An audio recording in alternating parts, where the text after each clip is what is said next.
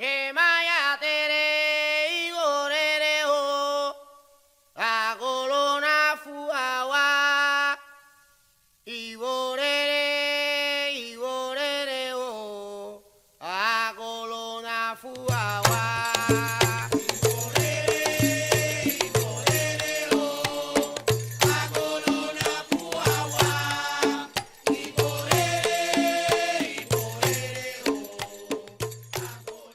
Once again, it's your host, Gabe Morales with Gangsters, Cops, and Politicians. Today, we have a very special guest. He's a very good friend of mine. We've worked together in the past several times. I recall that I brought him in and he did a subcultures class, and there was a portion that he taught about vampirism. It showed actually vampires, or people who thought they were vampires anyways, who were drinking blood, and we had a law enforcement officer pass out during the class. We had to actually call 911, and an ambulance came, and they took him to the hospital. I will not reveal his name, of course. I respect this guy. He's a good cop, but he was in the hospital for several days. And our guest shows some sometimes very shocking content. We're not going to show anything extremely shocking today. I'm sure he's seen quite a few things that would be shocking to some people. We also had him come in and teach on La Santa Muerte, which is the saint of death that is revered down in Mexico and other parts of the world, but is used quite a bit by drug cartel members, but not just drug cartel members. She's considered a saint by other people too in the community. So he gave a great presentation about that saint. Both those presentations were in Seattle, and I have attended several of his classes around the country where he has presented. So let me introduce to you Mr. Tony Kail, who is a cultural anthropologist. How are you doing today, sir? I'm doing great. Pleasure to be on here. All right, all right. Yeah, I'm looking forward to this. So can you tell people, where were you born and raised? I was born and raised in a town in between Memphis, Tennessee and Nashville, Tennessee, right outside of the community of Memphis, Tennessee, which placed me in an area that colloquially we refer to as the Bible Belt, where there's many, many churches, many different religious organizations, and this particular local culture, if you will, blends to or adds to some of the scenarios that we see in new cultures coming to this area, new communities migrating to the area. And so that sort of leads into some of the work we're going to talk about today. Very good. Very good. Well, I know you do great work. Why did you decide to get into cultural anthropology? About 30 years ago, I was doing some work with a local sheriff's department. And some officers had responded to a call where there were some individuals in a local cemetery who, I think at the time, they were smoking dope or something. And it was a very minor infraction. But as the officers were dealing with some of the members of this group, they noticed that there were a lot of strange materials, or strange to them because they'd never encountered them. And it turned out that the group that was actually in the cemetery were practicing Wiccans. And so there were some tools that were there that are traditional tools used in the culture. The deputies that responded had never seen any of this stuff. And so the response was, hey, we've got something strange and unfamiliar. What do we do about this? Well, the fact that the group was practicing their religion was not the issue. Of course, it had to do with a contraband issue at the time. But it was very interesting to see how this reaction could sort of taint the lens at looking at different groups they'd never encountered. And so I decided to contact the leadership of that particular community, and we put together a training video for law enforcement on what they would see, why these specific tools were there, what ceremonies are, what their beliefs are. And over time, I started, anytime an agency would get a call in this region in the Mid-South related to something that was unfamiliar, something that was considered, quote, occultic or whatever, I would get a call as to, what is this? The ongoing joke is, over the last 30 years, the biggest question I get asked is, what am I looking at?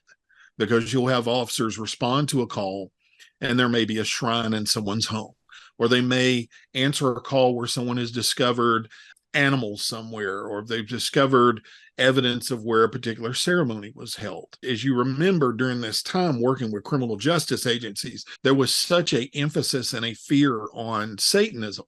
And this sort of tainted the image of any group that was unfamiliar or tied into maybe perhaps some sort of magical practices. And so all of a sudden you had Wiccan groups, we had Buddhist communities being called satanic and devil worship and things like that. And, as you mentioned earlier, when the topic of vampirism came into sort of the public consciousness, particularly with law enforcement, the first encounters with members of this culture were cases involving many times like blood fetish communities that were claiming to be vampires, when in reality, the actual vampire communities, they're something totally different than those blood fetish aspects in many cases.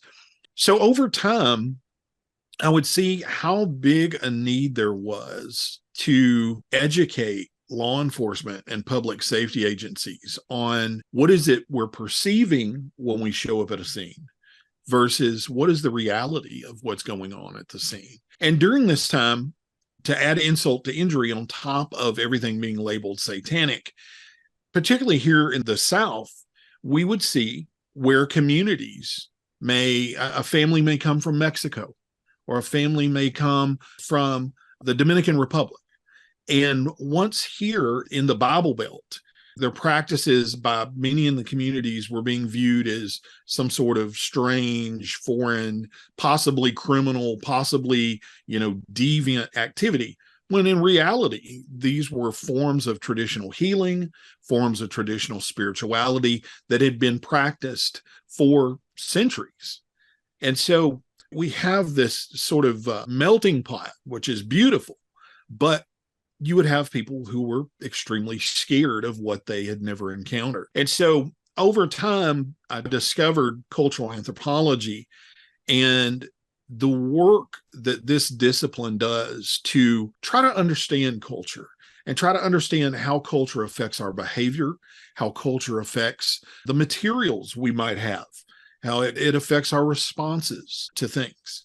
And so I tell law enforcement, hey, you've got your own culture. You've got your own language. When you write a report, you've got your own symbols, whether that be a badge or whether that be a siren on top of the vehicle. You've got your own rituals. You've got to write a report at the end of having an interaction with someone or specific court proceedings.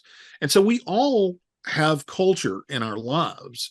And what we're trying to do is basically live and celebrate our individual cultures. And sometimes from the outside, that can be misconstrued. And so that's what led me into cultural anthropology. Very interesting. Well, I appreciate that. And there's probably a lot of ignorance, things unknown to people, not just, when cops see something, what am I looking at? But the public, what is this? It kind of freaks them out. So thank you for educating them that not everything is necessarily bad because it's different. Right. And just understand that. And as long as they're not breaking any laws, it's a free country here in the United States, at least last I checked. That's right. Freedom of religion, all that kind of thing. So can you tell us what kind of agencies and organizations, because I know you don't just do this with law enforcement, what kind of groups have you worked with in the past? And were there any special assignments that you had that stick out in your mind? Well, it's interesting. Through the years, I've been blessed to be able to speak to a number of state and federal agencies.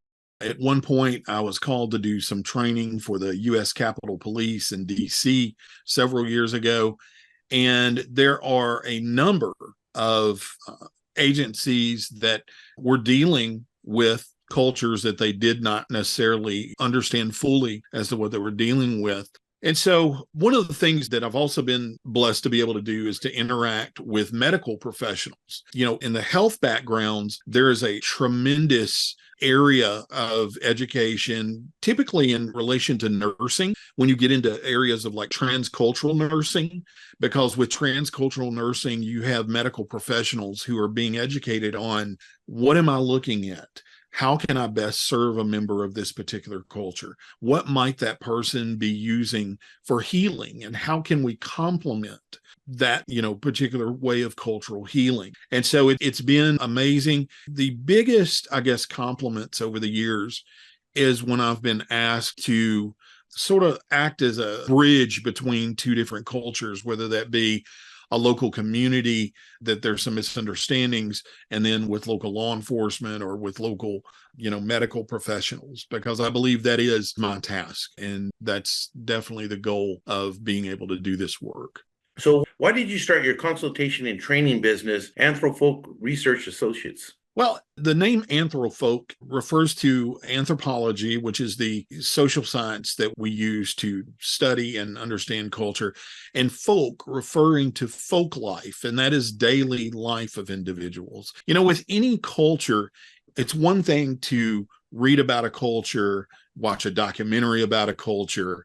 It's another thing to understand the daily lives of members of this culture. How does a culture affect what you do? How does it affect what you eat? That is sort of the combination of where we got our name from. But our goal is to provide education on various cultures to the public and to various agencies. One of the things we do is we have a podcast called Crime Scenes and Cultures, and it's on Spotify.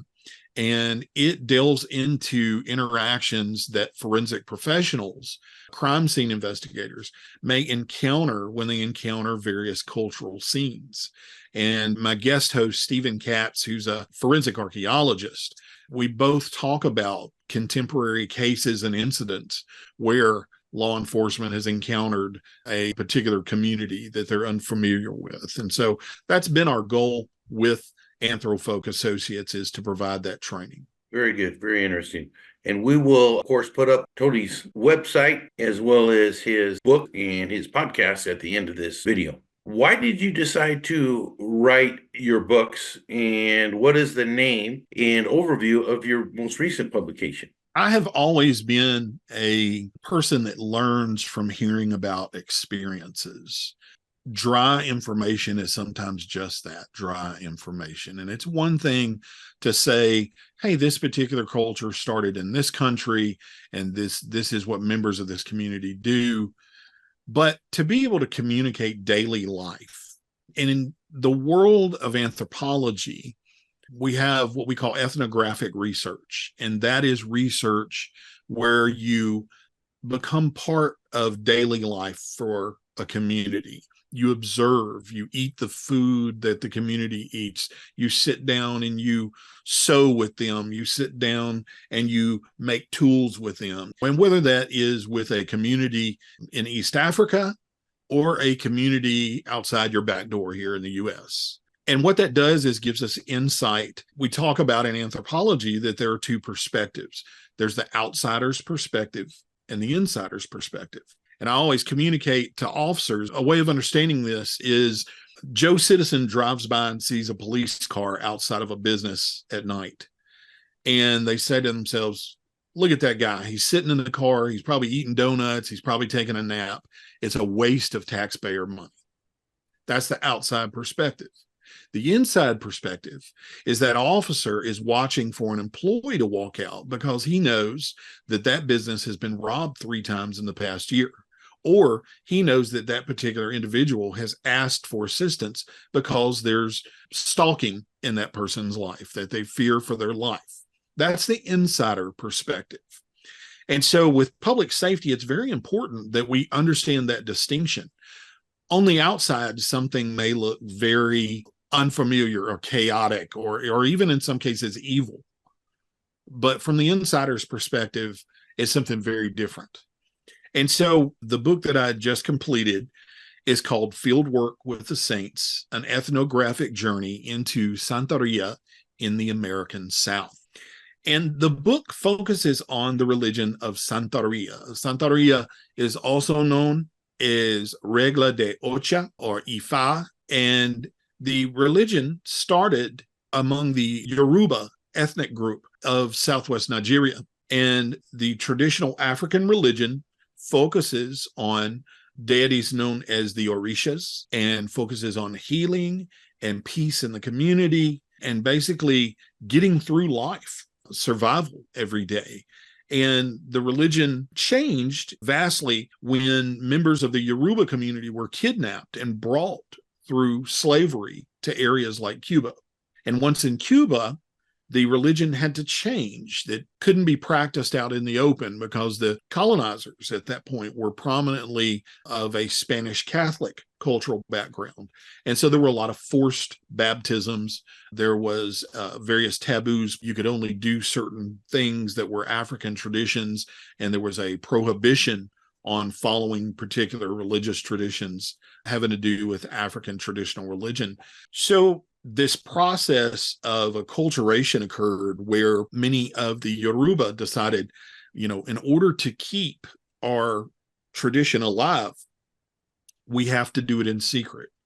And so in many cases, you would see worship around what appeared to be Catholic saints, but in secret was really showing homage and showing respect to those gods and goddesses that had brought them through not only their life in Africa, but it also brought them through the harshness of slavery and being stolen from their homes. So in the States, when Santeria started hitting the U.S., as you can imagine, it was not accepted with open arms immediately. Because, like most African traditional religions, Santeria utilizes practices such as animal sacrifice, trance possession, different elements that really, really clash for a lot of Americans, that really seem, in some cases, appear barbaric. And in its earlier arrival here in the U.S., the religion was immediately associated with criminal activity. Much like La Santa Muerte, there's this knee-jerk reaction that, everyone that follows that particular tradition is a criminal, especially following the Mario boat lift. You had many, many individuals from Cuba who were not involved in criminal activity. But yet the ones that we hear about in the media were the criminals, were those that Castro had said, I'm sending them to the U.S. and committed criminal activity. And something happened during this time where you would see depictions of Santeria in the media, and they would always talk about, this is Cuban voodoo, and this is Cuban devil worship and stuff like that. And the reality was this tradition that had been around for many, many years was not what most folks perceived it to be outside of those communities.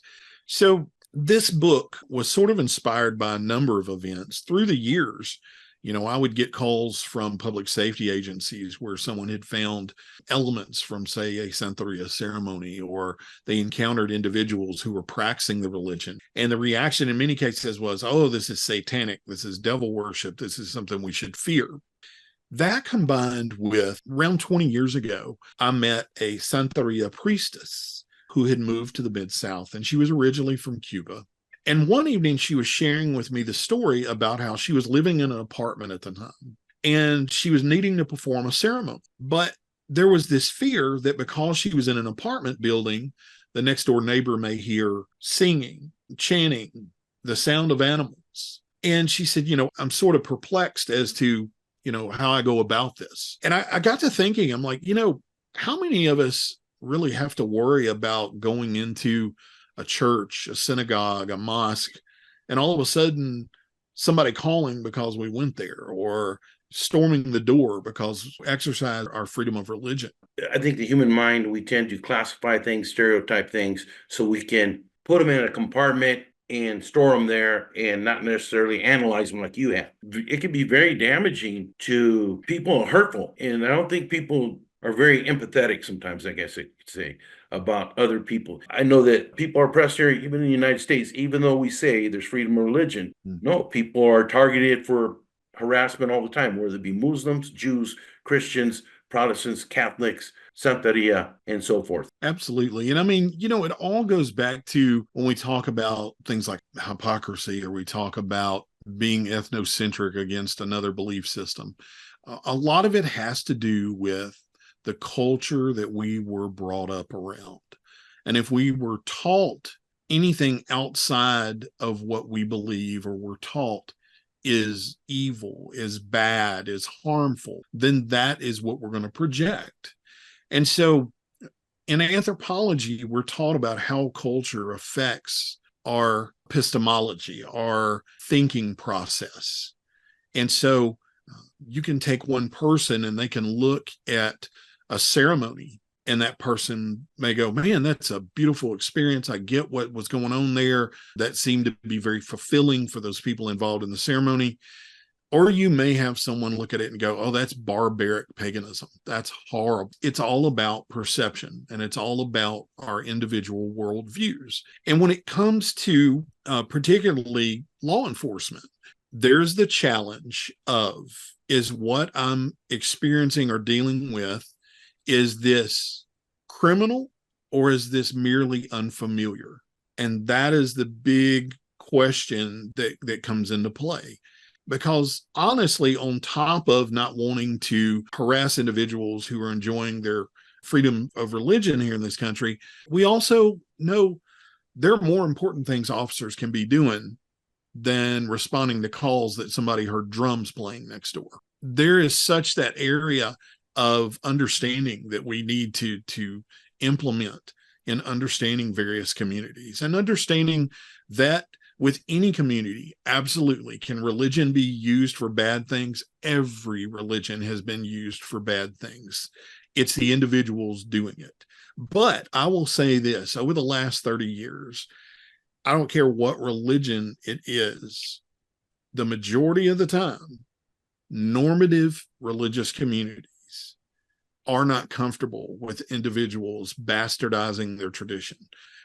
There's definitely a great divide between those committing criminal activity and those who are merely practicing an unfamiliar tradition. Well, thank you for sharing that with us and educating us. And you've done a great job in the past. Like I said, I've attended your presentations. I've read some of your books. And how can people get a hold of your latest book? How can they order that? You can find Fieldwork with the Saints on Amazon, or you can check us out on our website at anthropol.com. You can email me at anthony@anthrofolk.com, and we can definitely get you a copy of that if you don't go through Amazon. Very good. Very good. What are your plans for the future? Just continuing to educate, continuing to work, providing training workshops on when you interact with different religious or cultural communities. That's our biggest goal. We recently were involved with a particular case involving the discovery of a sacred shrine in a city in the southern U.S. And immediately the reaction to this discovery was one of fear, and in some cases panic, by some of the locals in the community, which is understandable if you had never encountered some of the things like that. But one of the things that we wanted to do is to connect with the community, connect with those who are working these cases, to go, look, this is a normative practice. I know it's very shocking for you to find this, but understand it doesn't mean that there's some serial killer out there because you find this shrine. And that was sort of the immediate reaction, because there was a human skull found in this shrine. But the skull is part of a traditional shrine, and it's typically taken from, in some cases, yes, grave sites, medical supply houses, or legally owned by someone. In Africa, when I was in East Africa, you might go into someone's home and you see human bones of grandfather who passed away, and they are honoring that particular individual and his wisdom and his source of wisdom as being part of the tribe. And so, again, a lot of this, we have to look at it in its cultural context. And that's what we're trying to do, is educate about the cultural context in which we encounter some of these unfamiliar things. Very good. Very good. Well, that sounds like you've done a lot of interesting stuff and still have some interesting things to do that are on your bucket list. So thank you, sir, for coming on the show. Really appreciate it. And I hope to see you again soon. If you're ever out here in Hawaii, like I said, let me know. Okay. That sounds wonderful. All right, brother. You take care. Stay blessed. You too.